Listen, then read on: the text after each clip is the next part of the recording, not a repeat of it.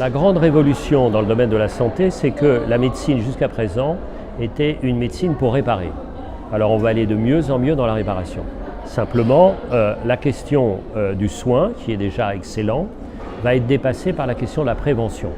Donc le premier point, c'est l'excellence du soin, très bien, mais développer la prévention. Et comment donner une valeur économique à la prévention? Première chose.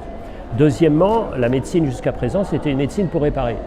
Et maintenant, il va y avoir une médecine pour augmenter. Où est-ce qu'on va s'arrêter? Il va y avoir une médecine pour éradiquer un certain nombre de bêtes qui nous gênent, comme les moustiques. Est-ce qu'on éradique sans risque? Donc vous voyez, ces questions-là sont des questions absolument vertigineuses. Et la question qui est posée, c'est la question de l'humain. Quand on augmente les capacités, est-ce qu'on reste dans l'humain? Est-ce qu'on reste dans l'humain?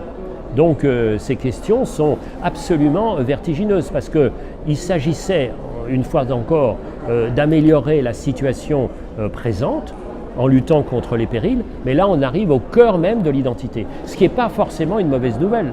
Multiplier les robots en chirurgie, ça donne plus de temps au médecin. Le médecin, il n'est pas fait pour être un plombier, il est fait pour être un médecin.